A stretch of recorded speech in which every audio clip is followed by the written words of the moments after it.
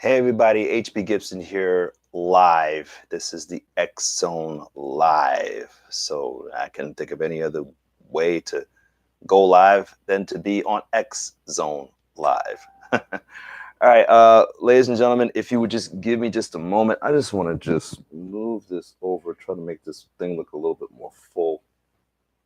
All right. I just want to make it look a little bit more fuller. I like my set. I hope you like my set too. This is a lot of collectibles that I've gotten over the years. Some were gifts, some were bought. A lot of them from Loot Crate, which I no longer get. So you already know. If you ever get a chance to, please check out my playlist of Loot Crate unboxings. Loot Crate unboxings. I think you might find it kind of interesting. Anyway, as you see in the title, I'm announcing my hiatus from the channel. Okay, this is not to say that there's never going to be any videos. It's just the more heavily produced videos are probably not going to be up until about like June or July. All right, so I'm going on a hiatus, taking care of some personal things, and that's the extent that I'm going to talk about it.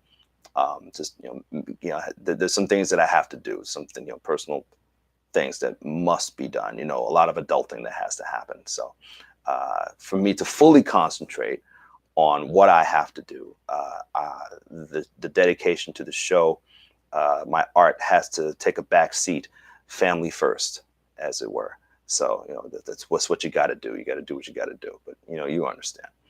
Because I've seen big entertainers, big YouTubers and everything, they got to go on hiatus because, like, 9 times out of 10, a lot of us are not getting paid for this. So, but that's what the Patreon is for. So if you feel inclined to give to the channel, I would greatly appreciate it. There are some rewards to it, but I haven't had the time to do any rewards because I haven't had the time and there were no Patreons. So I want to make it good. I want to make it plentiful for anybody who decides to do a Patreon. All right, so if you're interested in Patreon, down below. If you're interested in getting any kind of XONE apparel, please do, down below in the description. My Instagram is down there, my Twitter is down there, my Facebook is down there, because that's probably more or less where you're going to find me during my hiatus. I repeat, if you go into my Twitter, if you go to my Facebook, mostly Facebook, and my Instagram, that's where you're going to find me during my hiatus, because that's pretty much all I'm going to have time for as I take care of the things that I need to take care of during the hiatus. Okay. So, and another thing, been doing this for 2 years, man. As of, I believe it was March the 12th, I think. March the 12th or March the 12th. Yeah. That I've been doing. First, it started off as The Zone. It was filmed on location at a comic book shop, and local comic book shop in Newark. I have also did shows from the Saber Guild Corellia over in Rahway. It's probably one of my best shows, one of my favorite shows. But as production would have it, things have changed. And then it turned into geeking, gaming, and cosplaying with HB Gibson. And then I, had to do what I had to do and change the production altogether, brought it home, turned geeking, gaming, and cosplaying with HB Gibson into the XONE. So that's the travels of the XONE. 2 years of doing this. And people say I never stick to anything. Yeah. So without further ado, we're just going to go into it. We're going to talk about what happened recently over at Big Apple Con. I got a chance to sit in on a panel with Data, Brent Spiner from Star Trek, The Next Generation. I missed William Shatner because I was walking around as Mace Man, the cosplay crusader. And I had such a great time, and it was an emotional time because, yes, this is my last That was my last con. It happened about like a week ago, 2 weeks ago. I think it's going on. Yeah, it was about like a week ago, wasn't it? A week or 2 weeks ago. I think. Yeah, I'm getting old. Yes, I'm getting old. Yes, and I'm going to be 49 in April. I don't look it. Do it. Thank you. Yeah. So there was an emotional moment. Got a chance to see some great friends.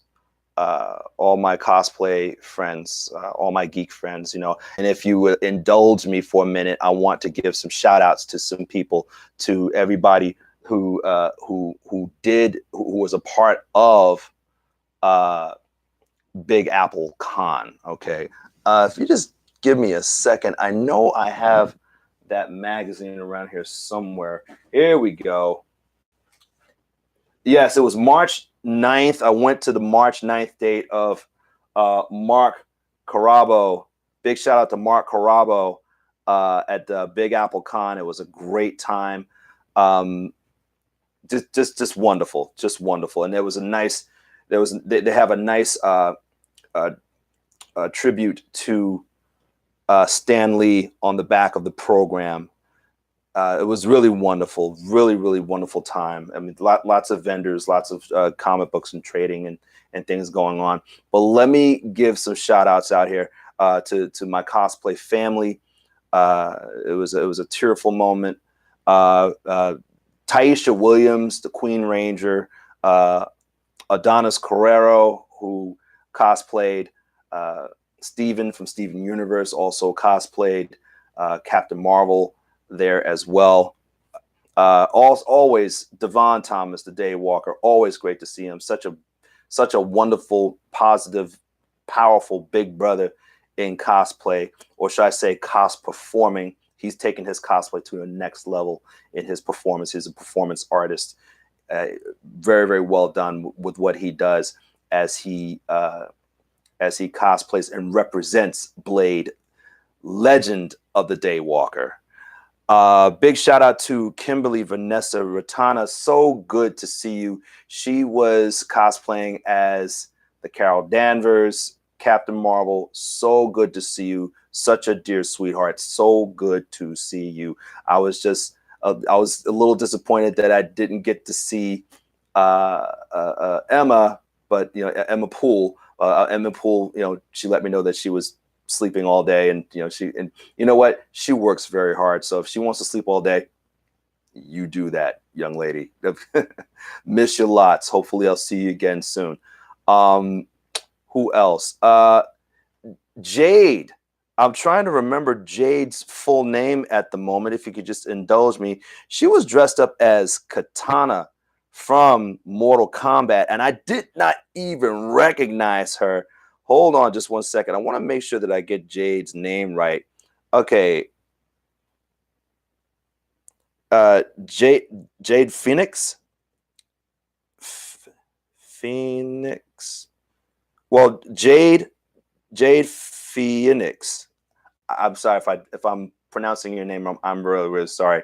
But I remember she had me on a show called Second Rounds on Us show over in New York. Great time with the fellas. Had a great I gotta look up that video and just watch it, because we were wilding out, and I was wilding out on people that did me wrong. I was wilding out on them on that show. But yeah, so yeah, Jade, it was so good to see you. Let me get my notes together. I'm sorry if this is so unprofessional.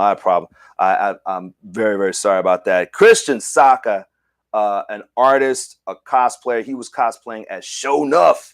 Yeah, who's the master? And it was so cool to see him run into Timac and everything, because Timac just knows who he is. They like, hey, listen, Timac's the last dragon. Christian Saka was dressed up as Shonuff. Of course, they're gonna be boys and everything. Also good to see Demetrius Angelo, man, my brother in Christ, man. I love you, man. Good to see you. Who else? Who else are we looking at? Yeah, Eduardo Rodriguez. There's a lot of great Batman cosplayers out there. I mean, you can put on a costume and be Batman and rock it, whatever level of cosplay you have, whether you bought it or made it.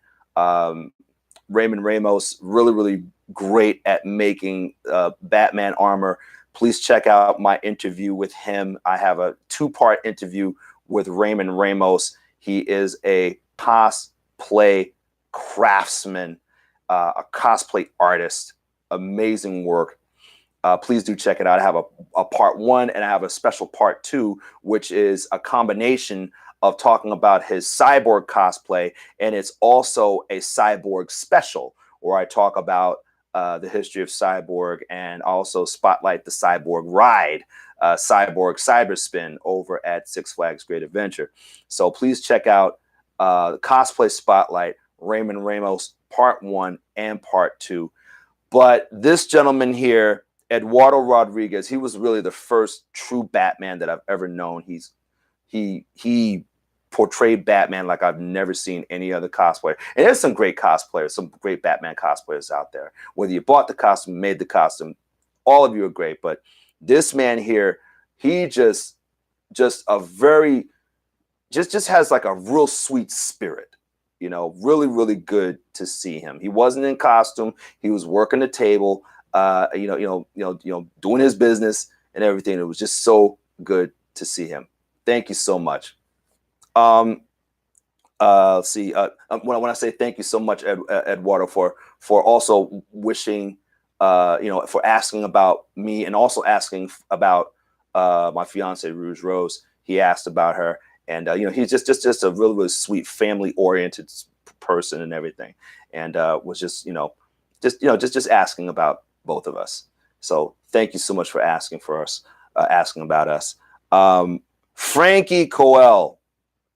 Now, if I ever had a little brother somewhere, other than Joe Ramos, hold on a second. Let me just make sure that I get all these names correct. Joe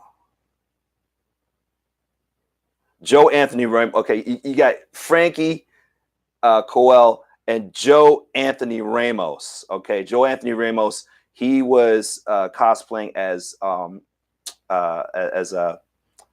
Matt. Oh my God,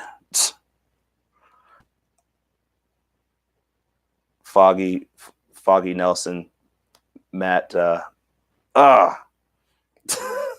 My brain is tired. Hold on a second. Daredevil. Matt Murdock. Oh my God.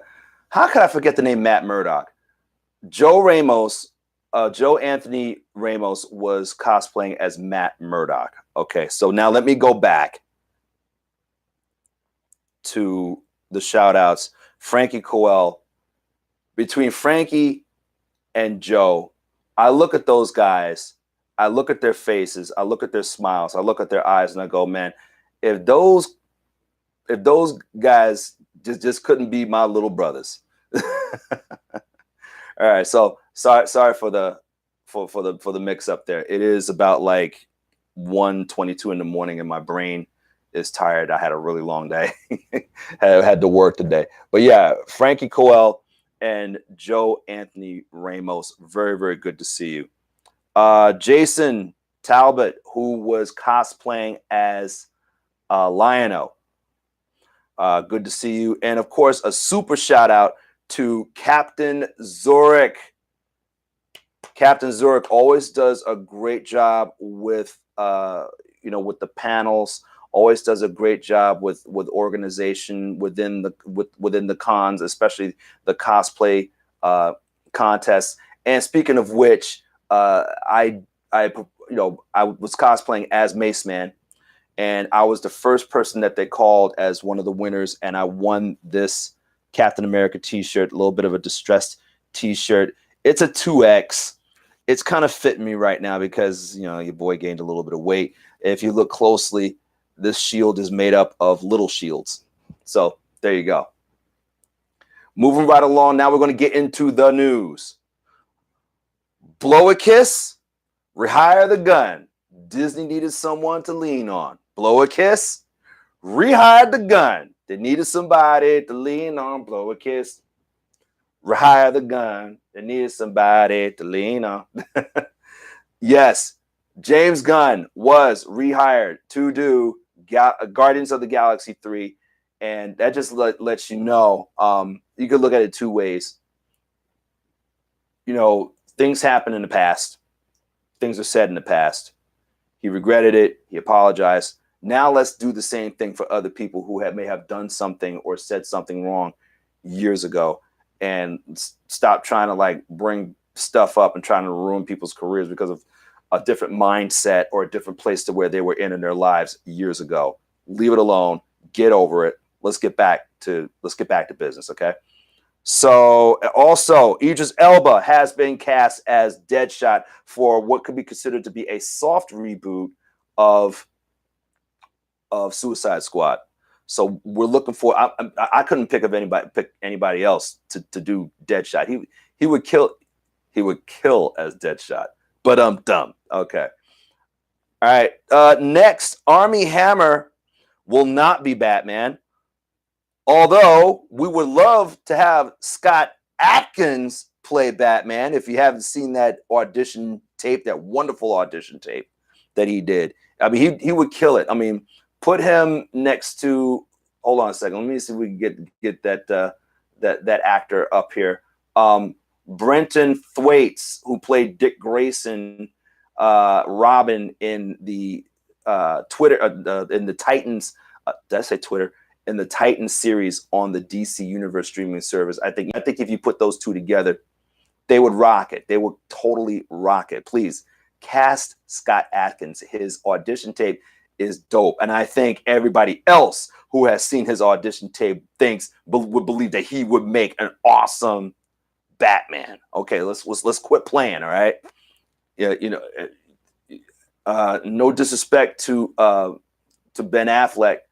Ben Affleck's a great actor, but as he even said so himself, he said he just didn't nail it. Didn't hate him as Batman, but let's just say he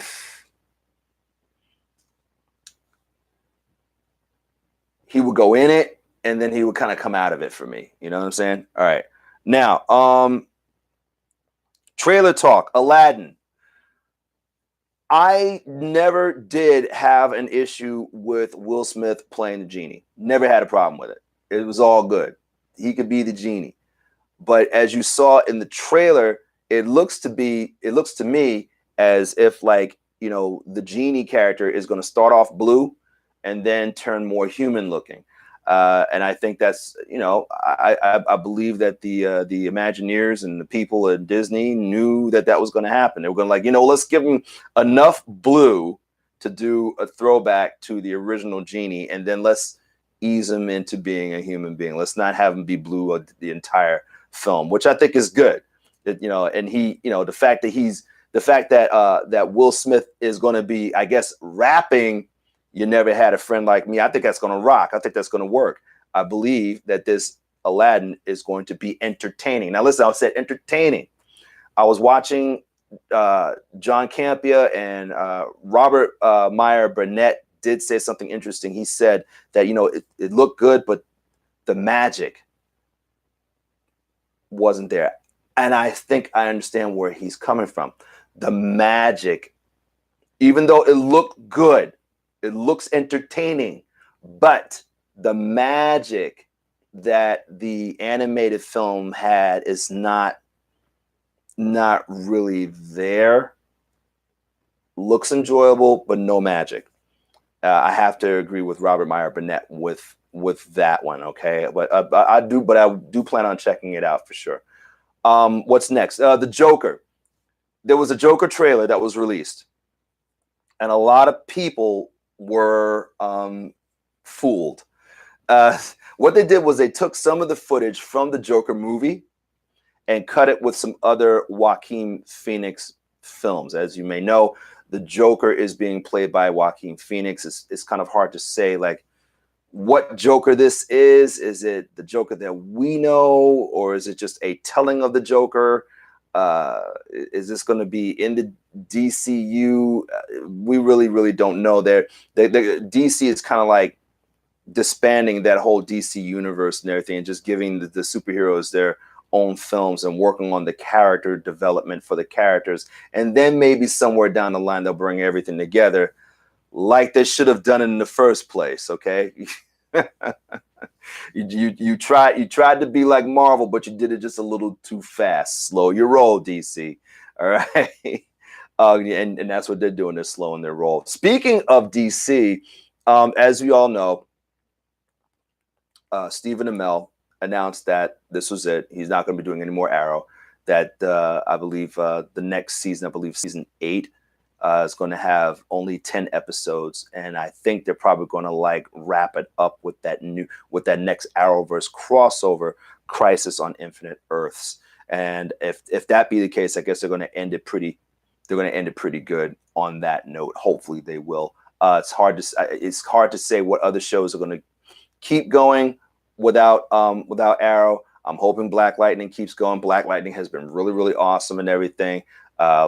Sorry, with the absence of the Dark Voltage show. As I said before, Dark Voltage is a difficult show to do.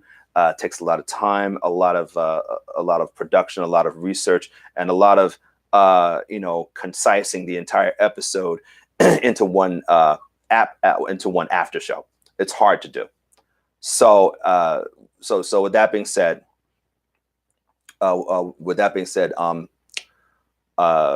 we don't know if Black Lightning is going to continue. We don't know if the Flash is going to continue. We don't know if Supergirl is going to continue. I don't even know if Legends of Tomorrow is still going. I don't even know if it's still going or not. But hopefully we'll find out soon, and maybe we might get a live action Static. Can that happen? Can we get that, please? A live action Static, that would be great. So moving right along, I'm sure everybody saw that wonderful Avengers Endgame trailer. If you want to see my my trailer reaction, it is up. Avengers Endgame trailer. It looks like it's just going to be really, really phenomenal. Go and check it out. A little bit of a spoiler. I did not see Black Panther. Okay. But I saw the Warrior Woman. Hold on a second. You know what? I hate not knowing the names of people. So just give me a second as I go. Did you see the trailer? Did you see it? I hope that you did. I mean, it was great. It was really, really fantastic, man. All right, just give me a second. I'm going in here.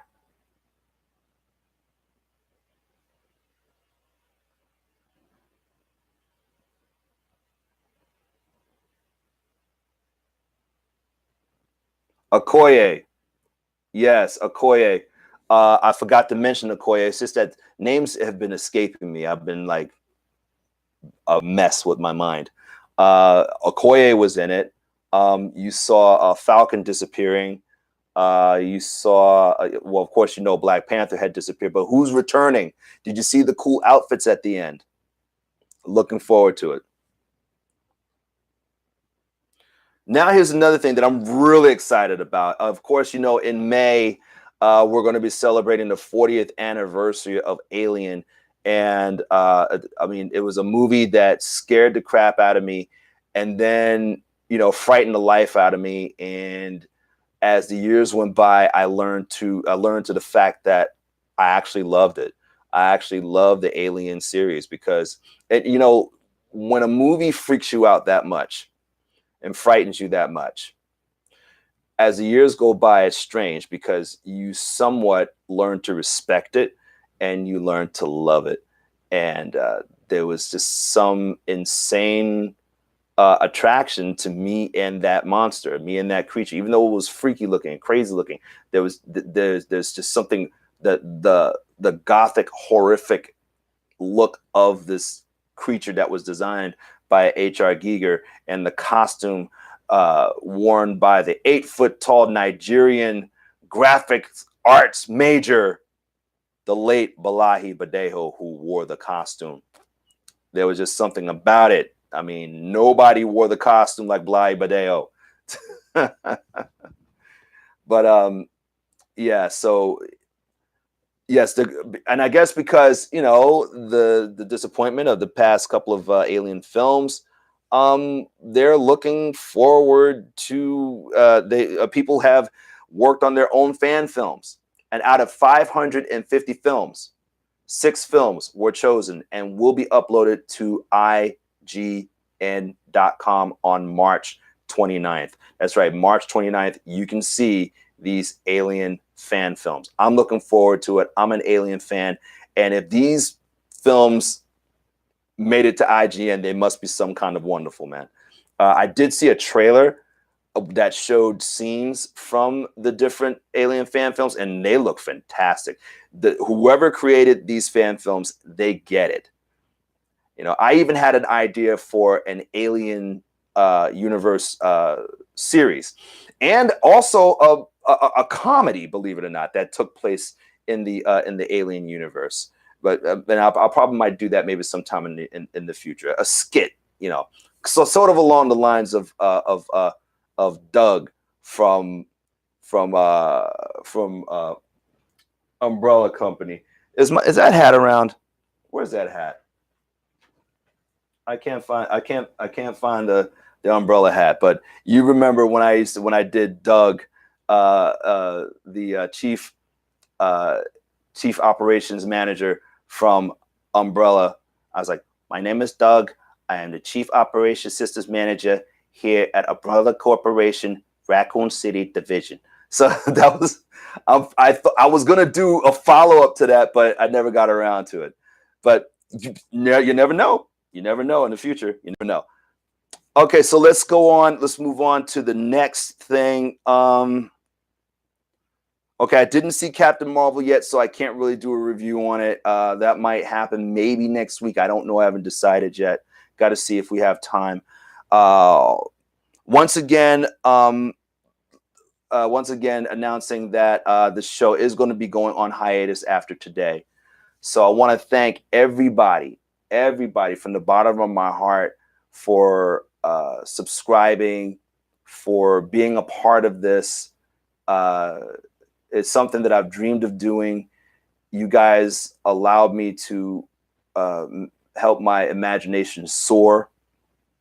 Big shout out, big thanks to my love and my executive producer, Rouge Rose, for helping me get all this together. For seeing my talent and believing in it and loving me as hard as she has. It was a tearful goodbye to my cosplay friends over Big Apple Con.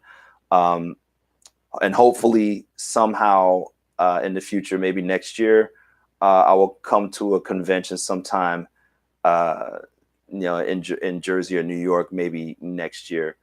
But in the meantime, like I said, I got some adulting that I have to do. I got some things that I must take care of. So that's why this hiatus is so called for. In the meantime, if you want to follow, I'm going to be on Facebook. Don't worry about it. I'm going to be maybe typing some reports on Facebook, some reviews on Facebook. Go to the Facebook page. The link is down below. I may go back to doing Twitter, definitely on Instagram, and possibly we'll be doing a watch party from time to time. During the hiatus, I'll be uploading a watch party of classic episodes. So I'll be uploading the episodes, and then I will put them in a quay. All the best episodes of The Zone, Geeking, Gaming, and Cosplaying with HB Gibson and the X Zone. I'll do a watch party. I'll just upload all the old stuff and just have it play, and you guys can just enjoy it and be a part of it. And, until I do some new productions, and there's some great things happening down the pipe. The fan film, Young Justice, Future Shock, is also coming. Yes, your boy is going to be playing Martian Manhunter. Yes. Oh, you guys forgot I was an actor, huh? So I'll look forward to that. We're going to be talking about more of that. They're going to be doing, they're filming in about like a week or so. They're going to start filming in about a week or so. And Martian Manhunter is going to be more of a cameo, more or less. I do have a couple of lines, don't get me wrong, but your boy is going to be putting on the costume and doing the makeup. It's going to be wonderful. We're going to be in a meeting about that next week.